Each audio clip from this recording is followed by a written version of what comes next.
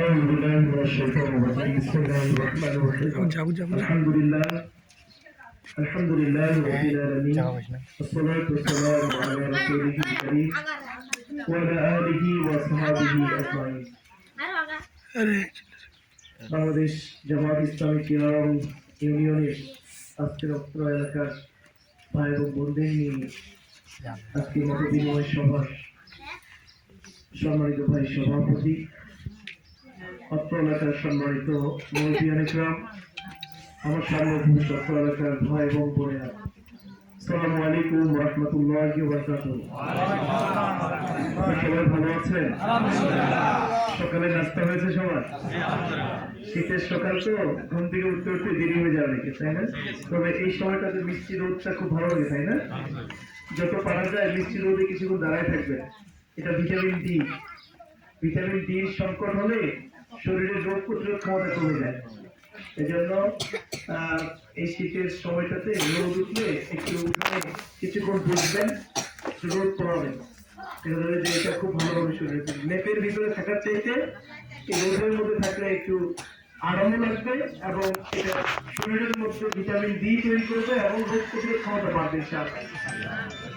তো আমরা আজকে আপনাদের কাছে আসছি আপনাদের সাথে একটু পরিচিত হওয়ার জন্য, আপনাদের সাথে একটু দেখা করার জন্য, আপনাদের কথা শোনার জন্য। আমার মনে হয়, আমি জানি না, এত প্রত্যন্ত অঞ্চলে একদম গ্রামে গ্রামে কোন রাজনৈতিক নেতা বা যারা এমপি প্রার্থী হন তারা এত প্রত্যন্ত অঞ্চলে ঢুকে গিয়ে মানুষের সাথে কথা বলেন আমার জানা নেই। আমি আসছি, আমি চাইলে পারতাম আমাদের লোকাল যারা নেতৃবৃন্দ আছে জামাতের, তাদের মাধ্যমে হয়তো আপনাদের কথাগুলো আমি শুনবার চেষ্টা করতে পারতাম। ঠিক আছে, ওই এলাকার খোঁজ খবর অনেকে যেটা করে আমিও সেটা করতে পারতাম, কিন্তু আমি কিন্তু সেটা করিনি। আমি সরাসরি চলে আসছি আপনাদের সাথে সরাসরি একটু কথা বলবার জন্য, সরজমিনে এসে আপনাদের অবস্থাটা একটু দেখার জন্য, আপনাদের সমস্যাগুলো শোনার জন্য। যেন আল্লাহ যদি কখনো সুযোগ করে দেন তাহলে এইগুলোর সমাধান দেওয়ার জন্য যেন প্রপার উদ্যোগ আমি নিতে হবে, তাই না? যে জিনিসটা আপনাদের কাছে সরাসরি শুনবো সেটার যে গুরুত্ব, সেটা যদি আরেকজনের মাধ্যমে ভায়া হয়ে শুনি সেটার গুরুত্ব এরকম থাকবে না। এই জন্য আমি একটু আসছি আপনাদের সরাসরি আপনাদের সাথে কথা বলার জন্য, একটু সাক্ষাৎ করার জন্য।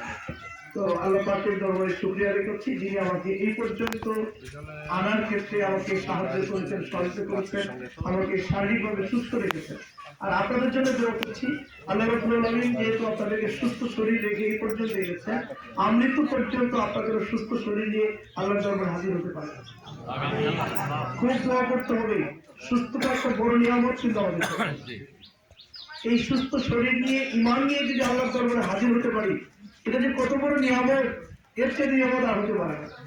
যারা অসুস্থ হয়ে দীর্ঘদিন বেডে শুয়ে থাকেন, একটা পর্যায়ে পরিবারের লোকজনও কষ্ট পায়, কখনো কোনো বিরক্ত হয়। এটা আবার যিনি রোগী, যিনি অসুস্থ, তিনিও কিন্তু বুঝতে পারেন, তাই না? তো তারও কষ্ট লাগে। এই জন্য আল্লাহর কাছে সবসময় দোয়া করতে হবে, আল্লাহ সুস্থ শরীর নিয়ে ইমানের সাথে তোমার দরবারে হাজির হতে হবে, তার তৌফিক সুন্দর হবে। আর কেউ যখন অসুস্থ হবে আমি অনুরোধ করবো তার সেবা করবেন। এটা কিন্তু আল্লাহ রাসূলের নির্দেশ। এই সেবা যদি না করি আমরা, তাহলে কি হবে, কাল কিয়ামতের ময়দানে আমাদের কিন্তু কঠিন পাকড়াও করা হবে। হাদিসে কুদসি থেকে আসছে, আল্লাহ রাব্বুল আলামিন বনি আদমকে উদ্দেশ্য করে বলবেন, হে বনি আদম, আমি অসুস্থ ছিলাম, তোমরা আমাকে সুস্থ করে আমার সেবা করো। বনি আদম আল্লাহ রাব্বুল আলামিনকে উদ্দেশ্য করে বলবে, হে আমাদের প্রতিপালক, হে আমাদের মাবুদ, আপনি তো আমাদের প্রতিপালক, বিশ্বজাহানের মালিক আছেন, আপনার কিভাবে আমরা সেবা করতে পারি, কিভাবে সেবা করতাম আমরা? তখন আল্লাহ রাব্বুল আলামিন ওই বনি আদমকে উদ্দেশ্য করে বলবে যে তোমার বাড়িতে অমুক ব্যক্তি বা তোমার মা, তোমার বাবা, অথবা তোমার ভাই, অথবা তোমার প্রতিবেশী অমুক অসুস্থ ছিল, তুমি যদি তার সেবা করতে তাহলে তুমি আমাকে পেতে। এজন্য নিজের পরিবারের হোক, প্রতিবেশী হোক, খোঁজখবর রাখবেন। কে অসুস্থ তার পাশে একটু দেখতে যাবেন, একটু দোয়া করবেন, তার যতটুকু পারা যায় তার সেবা করবেন। পারবেন ইনশাআল্লাহ? সম্মানিত ভাইরা আমার, আজকে সমাজের মধ্যে, রাষ্ট্রের মধ্যে যে রাজনৈতিক কালচার যে প্রতিষ্ঠিত রয়েছে, রাজনীতিবিদরা যে রাজনৈতিক কালচার এখানে দেখায় আপনাদের সামনে, আমি সত্যি এইগুলো দেখার পরে কখনো কখনো নিজেকে রাজনীতিবিদ এই পরিচয়টা দিতে আমি লজ্জাবোধ করি। কারণ তাদের যে নোংরা কালচার, ওই কালচারের সাথে আমাদের মিলে না। এখন আমি যখন রাজনৈতিক পরিচয় দিই, তখন আপনারা হয়তো ভাববেন ও ইনিও তো ওরকমই রাজনীতিবিদ, তখন নিজেকে লজ্জা মনে হয়। এই জন্যই আমরা চাই আগামী দিনে এই রাজনৈতিক কালচারটা একটু চেঞ্জ করতে। এই যে হানাহানির রাজনীতি, প্রতিহিংসার রাজনীতি, দখলদারি রাজনীতি, মিথ্যা মামলার রাজনীতি, চাঁদাবাজির রাজনীতি, প্রতিহিংসার রাজনীতি, এগুলো যদি সমাজের মধ্যে থেকে যায়, এই সমাজ কখনো এগোতে পারে না। শুধু ধ্বংস, শুধু ক্ষতি। আজকে হয়তো আমি বিরোধী দলে আছি, যারা সরকারি দলে আছেন তারা আমাকে 5 বছর জেল খাটাবে। আমি যদি এখান থেকে ফিরে এসে ক্ষমতা যাওয়ার পরে যদি আমিও 5 বছর জেল খাটাই, এইবার জেল খাটতে খাটতেও তো মানুষের অবস্থা খারাপ হয়ে যাবে। আমি ক্ষমতায় আছি, আমি সুযোগ পাইলাম, আমি 5 জন কাছে চাঁদা নিলাম, চাঁদা নিয়ে আমি চললাম, জোর করে একটা জমি দখল করে নিলাম, জোর করে তার দখলটা দখল করে নিলাম, তার দখলটা বন্ধ করে দিলাম। সে যেহেতু বিরোধী দল, তার এখানে তার ক্ষমতা নাই, তার কোনো সুযোগ নেই, সুতরাং তুমি এবার কথার মধ্যে বসে যাও। আবার সে যখন ক্ষমতায় আসবে, তখন পাল্টা যদি আমার উপরে একই রকম চালায়, ভালো হবে জিনিসটা? এই স্বাধীনতার পরবর্তী সময়ে আমাদের সমাজের মধ্যে, আমাদের দেশের মধ্যে এই ধরনেরই রাজনীতি আমরা দেখেছি। শুধু প্রতিহিংসার রাজনীতি, পাল্টাপাল্টি রাজনীতি, আর মানুষকে ঠকানোর রাজনীতি। আমরা এখান থেকে একটু ব্যতিক্রম হতে চাই, আমরা এখান থেকে একটু বাঁচতে চাই, এখান থেকে মুক্ত হতে চাই। আমরা এই প্রতিহিংসার রাজনীতি আর চাই না। আমরা চাই একই সমাজের মধ্যে একসাথে বসবাস করব। এখানে বিভিন্ন রাজনৈতিক দলের লোকগুলো একসাথেই বসবাস করবে, বিভিন্ন ধর্মের মানুষগুলো একসাথেই হয়তো বসবাস করবে। আমাদের মধ্যে ভালোবাসা থাকবে, আমাদের মধ্যে সৌহার্দ্য থাকবে, আমাদের মধ্যে সম্প্রীতি থাকবে, আমাদের মধ্যে থাকবে সুখে দুঃখে অংশীদার হওয়া, বিপদ মুসিবতে একে অপরের জন্য এগিয়ে যাওয়া। এই ধরনের পরিবেশ কালচার যদি আমাদের সমাজের মধ্যে, পাড়ায় মহল্লার মধ্যে যদি প্রতিষ্ঠিত করতে পারি, দেখবেন একটা শান্তির পরিবেশ তৈরি হয়ে যাবে আমাদের পাড়া মহল্লার মধ্যে। এই আজকে শান্তি উঠে যাচ্ছে, শুধু নোংরা রাজনীতি কেন? একজন আরেকজনকে দেখতে পারে না, প্রতিপক্ষ ঘায়ল করার জন্য চেষ্টা করে। কেমনে ওই সমাজের মধ্যে শান্তি আসবে? কেমনে ওই সমাজ এগিয়ে যাবে? কেমনে ওই সমাজের ডেভেলপমেন্ট হবে? হবে না। একটা উন্নতির জন্য, উন্নয়নমূলক কাজ করার জন্য কিন্তু দল মতের উঠতে উঠে সবাই একসাথে কাজ করতে হয়, তাহলেই উন্নতি হয়। আর যদি একজন চায় কাজ করতে, আরেকজন পিছনের দিকে টেনে ধরে, কাজ হবে না, হবে না। সবাইকে নিয়ে কিন্তু কাজ করতে হবে। ইনশাআল্লাহ আগামী দিনে আমরা সবাইকে সাথে নিয়ে আমাদের সমাজের, আমাদের এই জেলার উন্নয়ন ঘটাতে চাই ইনশাআল্লাহ। আল্লাহ কবুল করুন। 2 নম্বর হলো আজকে বঞ্চিত মানুষ যারা, তাদের পক্ষে আমরা, যারা শোষণের শিকার হয়েছে, শোষিত মানুষ, তাদের পক্ষে আমরা, মজলুম মানুষের পক্ষে আমরা। কারণ আমরা নিজেরা মজলুম ছিলাম। যে জুলুম চালানো হয়েছে, আমি যদি আমার কথা বলি, তাহলে আমার জীবনের 5.5 বছর কেটে যেত জেলখানার ভিতরে। 200-এর অধিক মামলা আমার নামে দেওয়া হয়েছিল, একটানা 57 দিন রিমান্ড নেওয়া হয়েছিল। কি অপরাধ ছিল ভাই আমার? আমি চুরি করেছিলাম? আমি কারো ডাকাতি করেছি? আমি কাউকে খুন করেছিলাম? আমি কারো কাছ থেকে চাঁদা নিয়েছিলাম? আমি কারো জমি দখল করেছিলাম? আমি কোনো সন্ত্রাসী কার্যক্রমের সাথে সম্পৃক্ত ছিলাম না। অপরাধ ছিল অন্যায় অসত্যের বিরুদ্ধে শুধু কথা বলা, ন্যায়ের পক্ষে থাকা, ইনসাফের জন্য দাবি তোলাই হলো আমার অপরাধ ছিল। সরকারের সমস্ত অন্যায়ের বিরুদ্ধে আমরা একটু সোচ্চার ছিলাম, কথা বলতাম, রাজপথে ভূমিকা রাখতাম। এই জন্য তারা ধরে নিয়েছে, জেলখানার ভিতরে রাখো, এর বের হতে দেওয়া যাবে না, বের হলেই তো আবার আন্দোলন করবে। এই যে আজকে কৃষকরা সার পাচ্ছে না, কৃষকরা সার পাচ্ছে না, আজকে আমাদের মতো তরুণ যুবকরা এর বিরুদ্ধে আমরা কথা বলবো না? অবশ্যই। এই কথা বলাটা যদি আমার অপরাধ হয়, অপরাধে যদি আমাদের জেলখানে নেওয়া হয়, এর চেয়ে জুলুম আর কি হতে পারে ভাই? আমার কাজই তো আমি মজলুমের পক্ষে কথা বলা, অসহায়ের পক্ষে কথা বলা, বঞ্চিত মানুষের পক্ষে আমার কথা বলা। সুতরাং আমি আপনাদের কথা বলে যাচ্ছি, আমৃত্যু পর্যন্ত আমাকে যদি জেলখানায় থাকতে হয় থাকবো, কিন্তু অন্যায় অসত্যের বিরুদ্ধে আমি কথা বলবোই, বঞ্চিত মানুষের পক্ষে কথা বলবোই, অসহায় নির্যাতিত মানুষের পক্ষে থাকবোই। আজকে কৃষকরা সার থেকে বঞ্চিত হচ্ছে, এই কৃষকদের প্রাপ্য সার আদায় করার জন্য আমরা কথা বলবোই। রাষ্ট্রের পক্ষ থেকে বরাদ্দ হয় টাকা, রাস্তা সংস্কারের জন্য বরাদ্দ হয়, এর অর্ধেক খেয়ে ফেলে আর অর্ধেক কাজ হয়, 6 মাস পরে আবার সেই রাস্তা আবার কাজ করতে হয়। কি ভাই ঠিক আছে? আজকে যদি রাস্তার জন্য যে পরিমাণ টাকা বরাদ্দ হয় তার পুরোটাই যদি ওই রাস্তার জন্য খরচ করা হয়, ওই রাস্তাটা 1 বছরের মধ্যে ভাঙবে ভাই? বিল্ডিং এর জন্য যে বরাদ্দ হয়, ওই বিল্ডিং এর কাজ যদি পুরো টাকা দিয়ে করে, ওই বিল্ডিংটা নষ্ট হবে অল্প সময়ের ভিতরে? হবে না। কিন্তু আমাদের সমাজে আমাদের রাস্তাটা হয় না। 1 কোটি টাকা বরাদ্দ হলে 50 লক্ষ টাকা খরচ হয়, 50 লক্ষ টাকা পকেটে ঢুকে যায়, যার কারণে কাজের কোনো মান থাকে না। ব্রিজ ভেঙে যায় কিছুদিন পরে, রাস্তার ইয়েটা উঠে যায়, স্পেলিং উঠে যায়। এই জন্য আগামীতে আমরা চাই দুর্নীতি মুক্ত বাংলাদেশ গড়তে। রাষ্ট্রের পক্ষ থেকে বরাদ্দকৃত যা আসবে জনগণের জন্য, জনগণের সেবার জন্য, উন্নয়নের জন্য পুরোটুকুই যেন কাজে লাগায়, এর উদ্যোগ আমরা নেব। আমরা নিজেরা দুর্নীতি করব না, কাউকে দুর্নীতি করতে দেব না ইনশাআল্লাহ। আমরা নিজেরা চাঁদাবাজি করব না, কাউকে চাঁদাবাজি করতে দেব না ইনশাআল্লাহ। আমরা মানুষ ঠকানোর কাজ করব না, কাউকে মানুষ ঠকানোর কাজ করতে দেব না ইনশাআল্লাহ। আমরা বলেছি আল্লাহ যদি আমাদের নির্বাচিত করেন, রাষ্ট্রের পক্ষ থেকে যে ট্যাক্স ফ্রি গাড়ি দেওয়া হয়, যে ফ্রি প্লট দেওয়া হয়, এই প্লট আমরা গ্রহণ করবো না। কারণ এগুলো রাষ্ট্রের সম্পদ, রাষ্ট্রের সম্পদ মানে হলো জনগণের সম্পদ। জনগণ আমাকে নির্বাচিত করেছে ভোট দিয়ে ওই বিলাসবহুল ফ্ল্যাটে ওঠার জন্য না। জনগণের টাকায় ওই একটা ফ্ল্যাট আমি আরামায়েশ করে থাকবো, আমার জনগণ কষ্টের মধ্যে থাকবে, তার যার কুড়ে ঘর থাকবে না, থাকার জায়গা থাকবে না, এটা কোনো হতে পারে না। এই জন্য রাষ্ট্রের পক্ষ থেকে এইগুলো আমরা গ্রহণ করবো না ইনশাআল্লাহ। আর আমরা চাই যার যে হক, আমার বিধবা বোনদের জন্য আসলে উন্নত বিশ্বে এগুলো আছে। যখন বয়স হয়ে যায়, 60 বছরের ঊর্ধ্ব যখন হয়ে যায়, তখন তাদের আর কর্মক্ষমতা থাকে না, কাজ করতে পারে না। তখন একটা সময় দেখা যায় তার সন্তানরা তাদের দায়িত্ব নিতে চায় না, সমাজে তাদের দায়িত্ব নিতে চায় না। সুতরাং এরকম বয়স্কদের জন্য 100% তার, সে বড় লোক হোক আর সে গরিব লোক হোক, যে শ্রেণীর মানুষের হোক না কেন, তাদের জন্য রাষ্ট্রের পক্ষ থেকে কার্ড বরাদ্দ হয়, বয়স্ক ভাতার কার্ড প্রতি মাসে তাদের জন্য বেতনের মতো করে একটা সহযোগিতা রাষ্ট্রের পক্ষ থেকে থাকে, যেন আমৃত্যু পর্যন্ত সে কার উপরে ডিপেন্ডেন্ট যেন তাকে না থাকতে হয়।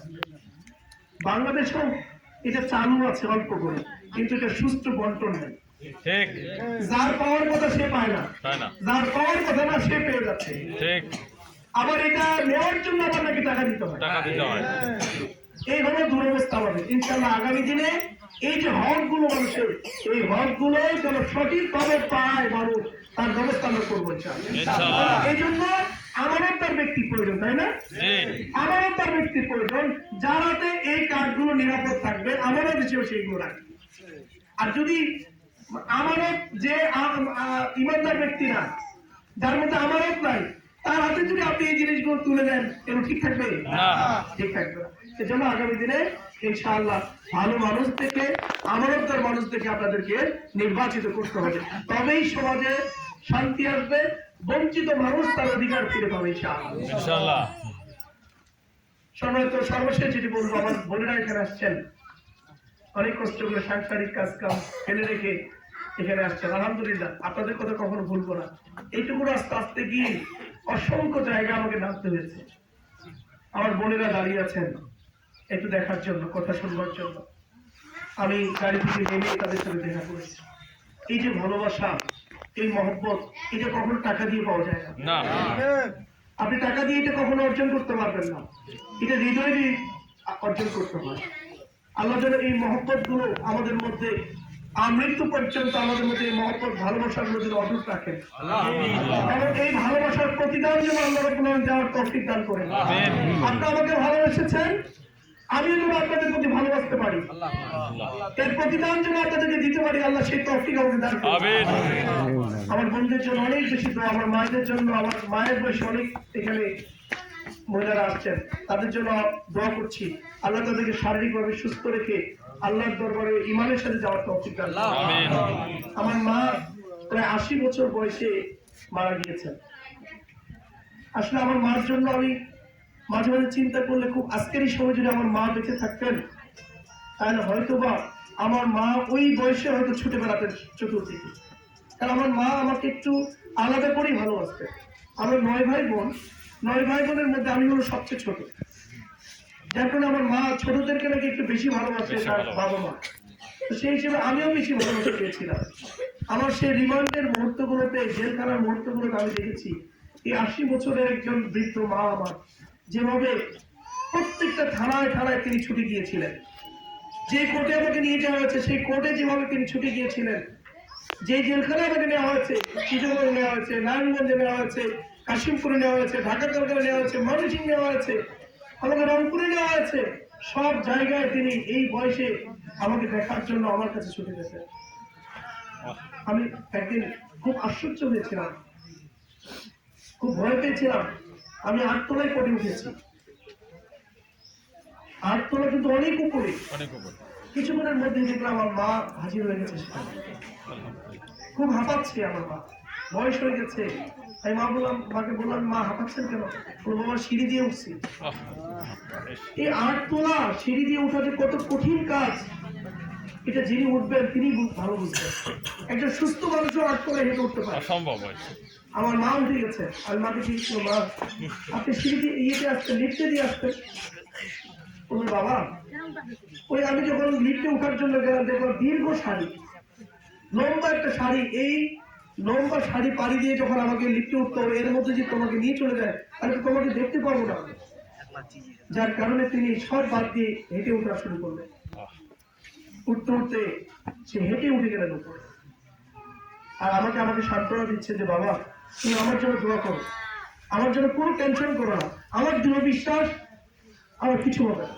কারণ আল্লাহর সাথে আমি কথা বলেছি, চোখের পানি ফেলে আল্লাহর কাছে দোয়া করেছি যে তুমি যতদিন পর্যন্ত কারাগারে থাকবে ততদিন পর্যন্ত আল্লাহ যেন আমাকে অসুস্থ করে না দেন, আমি যেন বেডে শুয়ে না থাকতে পারি, সেই সক্ষমতা যেন আল্লাহ আমাকে দেন। সুতরাং আমার দৃঢ় বিশ্বাস, তুমি যতদিন পর্যন্ত জেলখানায় থাকবা আমি অসুস্থ হব না, আল্লাহ আমাকে শারীরিক সুস্থ দেন। সত্যি বিশ্বাস করুন, আমি যতদিন পর্যন্ত জেলখানায় ছিলাম ততদিন পর্যন্ত আমার মা শারীরিকভাবে ভালো সুস্থ ছিল, কখনোই অসুস্থ হন নাই। এই ঢাকা ঠাকুরগাঁ 14 ঘন্টা পাড়ি দিয়ে মাঝে মাঝে তিনি যাতায়াত করতেন, বিভিন্ন জায়গায় ছুটে বেড়াতেন। কিন্তু আমি বেরিয়ে যাওয়ার পরে হঠাৎ করে মা অসুস্থ হয়ে গেল। এই অসুস্থ হয়ে যাওয়ার পরে ভয় লেগে গেল যে আমার মার কথা খুব মনে হতো, যে মা বলেছিল আমি আল্লাহর কাছে দোয়া করেছি যে তুমি যতদিন পর্যন্ত ভিতরে থাকবা ততদিন পর্যন্ত যেন আমি সুস্থ থাকি। আমি বের হয়ে গেছি, এখন মনে মা অসুস্থ হয়ে গেল। ডাক্তারের কাছে নিয়ে গেলাম, ডাক্তার অনেক পরীক্ষা নিরীক্ষা করে বললেন আমার মা ক্যান্সার হয়েছে। দীর্ঘ সময় ধরে আমরা সবাই মিলে, আমার পুরো ফ্যামিলি সর্বাত্মক চেষ্টা করলাম আমার মার ট্রিটমেন্ট করাতে, চিকিৎসা করাতে, কিন্তু আল্লাহর ফয়সালা একদিন আমার মাকে আল্লাহ তুলে নিলেন। আজকে আমাদের মা নেই। আমার মা বেঁচে থাকলে কতদিন ছুটোছুটি করতেন, এই বয়সে হয়তো বিভিন্ন জায়গায় ছুটে বেড়াতেন আমার জন্য। আজকে আমার মায়ের বয়সী যে সকল এখানে মহিলারা আছেন, আমি অনুরোধ করবো আপনার আমার মায়ের মতো, আমাকে সন্তানের মতো করে ভালোবেসে আপনার আমার জন্য কাজ করবেন। আমার বোনের বয়সী যারা আছেন আমি তাদের অনুরোধ করবো, আমাকে একজন ভাই মনে করবেন। আপনারা আমাকে ভাই মনে করে, একজন ভাইকে যেভাবে মহব্বত করেন ঠিক সেভাবে মহব্বত করে আমার জন্য একবার একটু কাজ করবেন। আপনারা সবাই মিলে যদি আমরা এবার কাজ করতে পারি, আমার দৃঢ় বিশ্বাস আমরাই বিজয়ী হবো ইনশাআল্লাহ। সারা বাংলাদেশ ব্যাপী বিজয়ের জোয়ার শুরু হয়েছে, পরিবর্তনের জোয়ার শুরু হয়েছে। এই জোয়ারকে কেউ থামাতে পারবে না ইনশাআল্লাহ।